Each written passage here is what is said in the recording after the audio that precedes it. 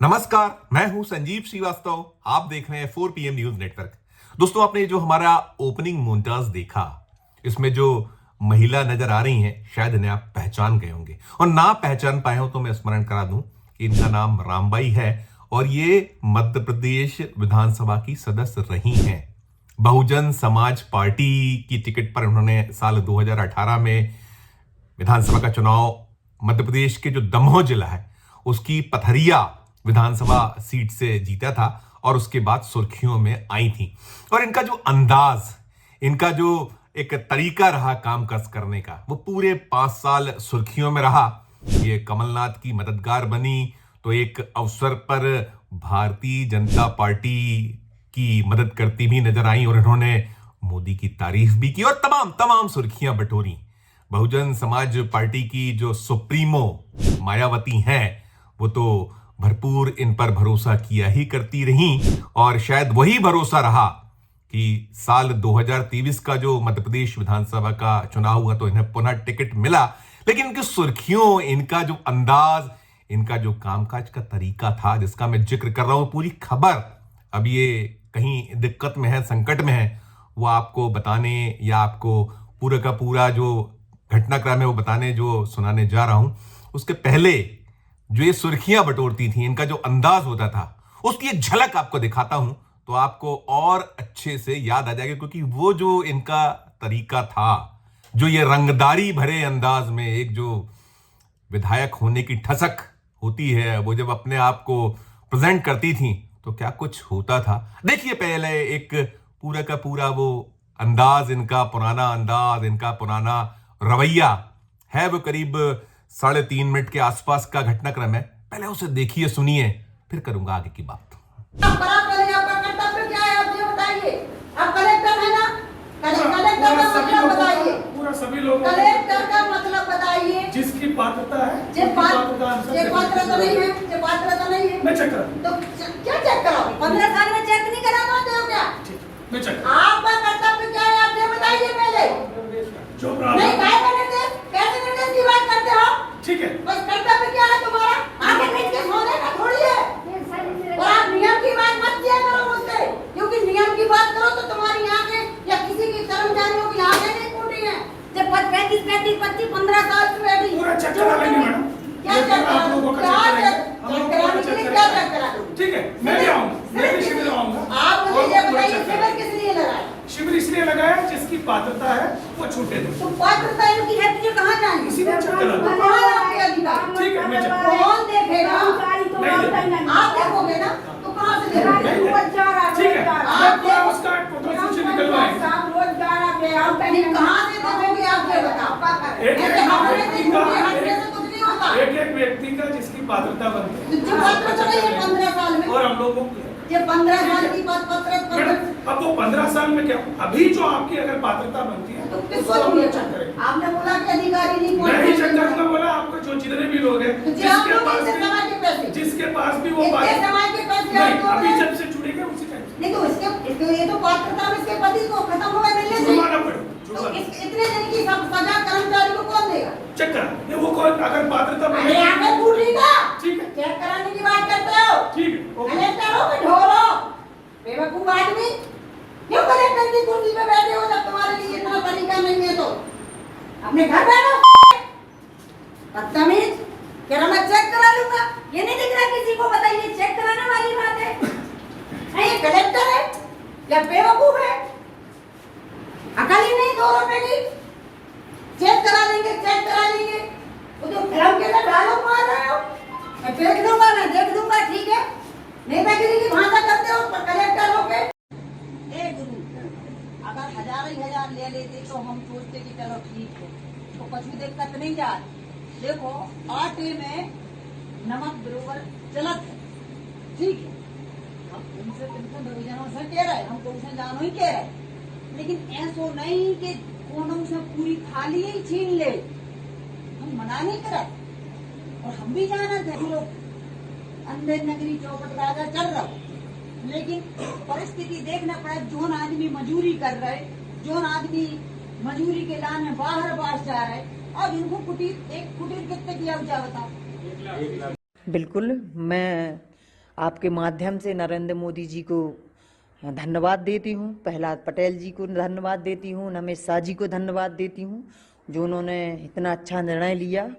और ये निर्णय तो बहुत पहले हो जाने चाहिए था, पर पहले कोई सक्षम ही नहीं था निर्णय लेने में। जो काम नरेंद्र मोदी जी ने किया है, उन्होंने बहुत अच्छा काम किया। नागरिकता जो संशोधन बिल उन्होंने पास किया है, मैं बिल्कुल पूरा परिवार मेरा उसका समर्थन करते हैं। तो देखा और सुना आपने, ये बहुजन समाज पार्टी की पूर्व विधायक रामबाई, ये दमोह जिले के पथरिया जो विधानसभा सीट है, वो इनका जो राजनीतिक कर्मस्थली रही, और कर्मस्थली ऐसी कि इन्होंने इस सीट पर सबसे पहले जो मध्य प्रदेश विधानसभा के साल 2013 के चुनाव थे, तब भाग्य आजमाया था, और भाग्य आजमाया था निर्दलीय उम्मीदवार के तौर पे। आई तीसरे नंबर पे थी, लेकिन उन्होंने 8000 से कुछ ज्यादा वोट बटोरे थे, और उसके बाद टिकट की एक दावेदार होकर उभरी थी, और इन्हें साल 2018 के चुनाव में बहुजन समाज पार्टी ने टिकट दिया था, और इन्होंने वो जो मौका मिला था उस पर चौका लगा दिया था। ये चुनाव जीतने में सफल रही थी। हालांकि वो जो साल 2018 का चुनाव था, उसमें उस तरीके की वोटिंग इस सीट पर नहीं हुई थी जैसी कि पहले या बाद में अभी 2023 में हुई, लेकिन उन्होंने कंफर्टेबली चुनाव जीत लिया था। ये चुनाव जीतकर विधानसभा पहुंची थी, और इनके जो रनर अप थे भाजपा के लखन पटेल थे, और कांग्रेस यहां तीसरे नंबर पर आई थी। और इसके बाद जो मैंने आपको दिखाया वो रंगदारी, वो दृश्य, दरअसल साल 2018 जो मध्य प्रदेश विधानसभा के चुनाव नतीजे रहे थे, वो किसी को स्पष्ट बहुमत नहीं मिला था। कांग्रेस ने साल 2003 में मध्य प्रदेश की सत्ता हुई थी, और 2003 के बाद 2018 में ऐसा परिदृश्य बना था जब वो नंबर 1 पार्टी बनकर उभरी थी। मध्य प्रदेश विधानसभा में 230 विधानसभा सीटें हैं, और 230 सीटों में सरकार बनाने के लिए 116 का आंकड़ा जरूरी है, लेकिन कांग्रेस रुक गई थी 114 पर। और भारतीय जनता पार्टी, जिसने 2003 में दिग्विजय सिंह को सत्याच्युत करके उन्हें सत्ता से बाहर कर कर जो सरकार यहां मध्य प्रदेश में उमा भारती की अगुवाई बनाई थी 2003 में, तो 2003 के बाद 2008, 2013 लगातार 3 बार वो सत्ता पाने में सफल रही थी। शिवराज सिंह चौहान की अगुवाई में 2008 और 2013 का चुनाव हुआ था, जीते थे, और 2018 में शिवराज सिंह चौहान वो करिश्मा करने में असफल हो गए थे, सत्ता नहीं मिल पाई थी। 109 पर टिक गई थी भाजपा, और 114 पर थी कांग्रेस कमलनाथ की अगुवाई में। और फिर चला था जोड़तोड़ में बहुजन समाज पार्टी के 2 विधायक थे, समाजवादी पार्टी का 1 विधायक था, और 4 निर्दलीय थे। तो ये बसपा की जो रामबाई हैं और इनके एक साथी थे, वो दोनों, फिर सपा और 4 जो निर्दलीय थे, सब ने मिलजुल कर कांग्रेस की मदद की थी, और 121 नंबर पा लेने के बाद कमलनाथ की अगुवाई में कांग्रेस की सरकार बन गई थी। और फिर उसके बाद क्या कुछ हुआ था देखा था। 2020 में वो सरकार गिर गई थी। ज्योतिरादित्य सिंधिया और उनके जो समर्थक विधायक थे, उनने बगावत की थी, और सब उलट पलट हो गया था। कमलनाथ की सरकार चली गई थी, और भारतीय जनता पार्टी कांग्रेस की मदद से, जो बगाबागी थे, जिन्होंने बगावत की थी, उनकी मदद से सत्ता पाने में कामयाब हो गए थे, और शिवराज सिंह चौहान फिर मुख्यमंत्री हो गए थे। और उस दौर में भी ये जो रामबाई हैं, इनकी बल्ले बल्ले रही थी। इन्होंने बार बार पाला बदल कुछ कुछ जो होता है, हालांकि थी बसपा में, लेकिन मदद जो होती है वो करती रही थी।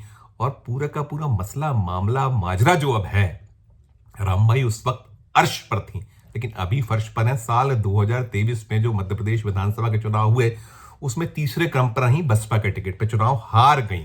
सिर्फ 15% वोट इन्हें मिला, और जो भारतीय जनता पार्टी के लखन पटेल थे, जिन्होंने इनसे 2018 में हार का सामना किया था, उन्होंने इस बार हराया, और 82,603 वोट पाए, करीब 44.09% वोट हासिल करके इन्हें तीसरे क्रम पर ढकेल दिया। दूसरे क्रम पर रहे राव बृजेंद्र सिंह, कांग्रेस के प्रत्याशी। बहरहाल वो तो अपनी जगह, लेकिन अब जो रामबाई का वक्त कहीं कठिन है, खराब है, मुश्किल भरा है।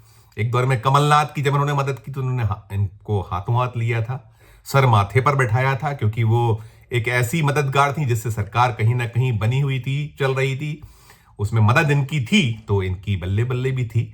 ये जो अब संकट में है, मुश्किल में है, इनके पतिदेव, जो एक हत्याकांड हुआ था साल 2019 में, दमोह जिला जो हटा में एक कांग्रेस नेता देवेंद्र चौरसिया की हत्या हो गई थी। और उस हत्या के बाद से ये चूंकि ऐसे स्थिति में थी, पहले कमलनाथ की मदद करती रही थी, फिर वो कहीं ना कहीं भाजपा की मददगार हो गई थी जब ये सत्ता परिवर्तन हो गया था सिंधिया की मदद से। तो इनके पति और भी करीब 28 आरोपी थे।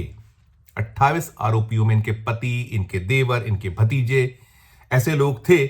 तो आरोप यह रहता था कि पति फरार है, गिरफ्तारी नहीं हो रही, और यह भी आरोप लगता था कि पति पुलिस की नजरों में केवल फाइल में फरार है वहीं और सब कुछ चल रहा है, ऐसे आरोप रहते थे। और रामबाई का अंदाज तो मैंने आपको दिखाई दिया था, कैसे वो कलेक्टर को हड़काती थी, कैसे वो लोगों को हड़काती थी, कैसे वो कहती थी आटे में नमक के बराबर खाइए रिश्वत। वो भी आपको मैंने दिखाया था, वो दृश्य तमाम था, चलता रहा था, कोई दिक्कत नहीं थी। लेकिन 2023 का जो ये विधानसभा चुनाव हारी, उसके बाद इनके बुरे दिन अभी तो शुरू हैं, चल रहे हैं, क्योंकि अब फर्श पर हैं। अर्श पर थी तब बल्ले बल्ले, अब फर्श पर है तो दिक्कत दिक्कत।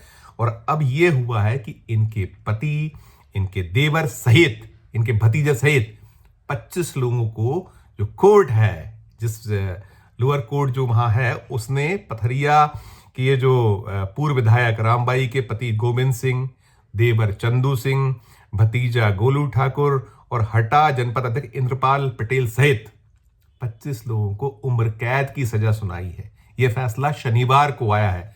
तो बेशक अब जो पूर्व विधायक महोदया हैं, जिनकी एक रंगदारी के किस्से कहानियां हुआ करते थे और तमाम सब इनकी सुर्खियां बनते थे, समाचार होते थे, अभी तो ये संकट में, मुश्किल में है।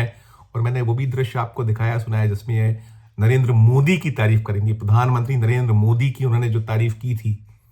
तो ना तो प्रधानमंत्री नरेंद्र मोदी की तारीफ अब मददगार बन पाई, ना कमलनाथ का जो इन्होंने साथ दिया था वो कहीं मददगार बन पाया। वक्त निकल चुका है, अब बुरा वक्त शुरू हो गया है इनका, ऐसा मान सकते हैं। और मामला तो कोर्ट और कचहरी का, लेकिन ये कोर्ट और कचहरी भी एक दौर में जो इनकी शैली थी काम करने की, इनका जो रंगधारी भरा अंदाज था, उसको लेकर भी नाना प्रकार की बातें हुआ करती थी कि पुलिस इनकी मदद कर रही है, प्रशासन इनके साथ है, कोर्ट को जो एक कठिनाई पूरे मामले में सुनवाई में बार बार तारीखें जो बढ़ाना पड़े, सब तमाम बातें होती। लेकिन अब तो कोर्ट ने रामबाई के पति को सुना दी है सजा उम्र कैद की, जुर्माने की। इनके जो देवर, इनके भतीजे सहित 25 लोग, 28 इस पूरे मामले में आरोपी बने थे। ये 2019 का मामला था, मार्च 2019, 15 मार्च 2019 को हत्या हुई थी।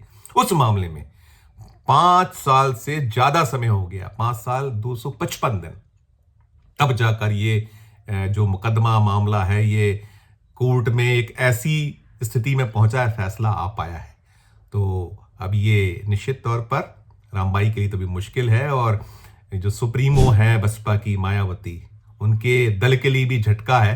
ये भी बसपा की कार्यकर्ता तो हैं ही, इन्हें कभी एक अवसर पर पद भी रहा है, और ये विधायक तो थी और तेज तर्रार विधायकों में शुमार थी बसपा की। इनका रंगदारी भरा अंदाज, इनका जो एक ठसक, तमाम अलग अलग इनके रंग दिखलाई पड़ा करते थे। लेकिन अभी ये दिक्कत, मुश्किल, कठिनाई में आ चुकी हैं, और अब निकलेगा यही कि इसकी अपील होगी। लेकिन फिलहाल तो हो गई है सजा, और रामबाई जो है, और यही तो राजनीति है। राजनीति इसी का नाम है कि जब आपका वक्त है, जब आपके कार्ड चल रहे हैं तो चल रहे हैं, और जब आप वक्त निकलता है, जब आप अर्श फर्श पर आते तो कोई आपके साथ नहीं होता और अकेले रह जाते हैं, और तभी अकेले लड़ना पड़ता है। ना आज प्रशासन साथ, ना जो सत्ता का एक रसूख होता है जिसकी आप मदद किया करते थे, चाहे वो कांग्रेस की सत्ता रही तब और बीजेपी की सत्ता रही तब। और ये एक दौर था, बड़ी खास कहलाती थी कि जो ये मध्य प्रदेश के गृह मंत्री होते थे उस दौर में, तत्कालीन गृह मंत्री नरोत्तम मिश्रा, उनकी भी से भी बड़ी नजदीकियां, और तमाम नजदीकियां, यानी कि उनका जो एक प्रश्रय होने के आरोप कि इनकी मदद में उनका भी साथ हुआ करता था, सरकार का जो साथ है वो सब। लेकिन अब कुछ नहीं है, वक्त निकल गया, आप कहीं कुछ नहीं है, तो अब आप अकेले लड़ाइए। और अब तो फिलहाल तो कोर्ट और कचहरी की चक्कर में है रामबाई, और उनके पति, उनके देवर, उनके भतीजे, सबको सजा हो गई है। तो इस वीडियो में फिलहाल इतना ही। इस जो केस है, इससे जुड़ा जो अपडेट होगा तो हम आपको पुनः कभी आएगा जब निकल कर सामने, तो आप तक पहुंचाएंगे दर्शकों तक।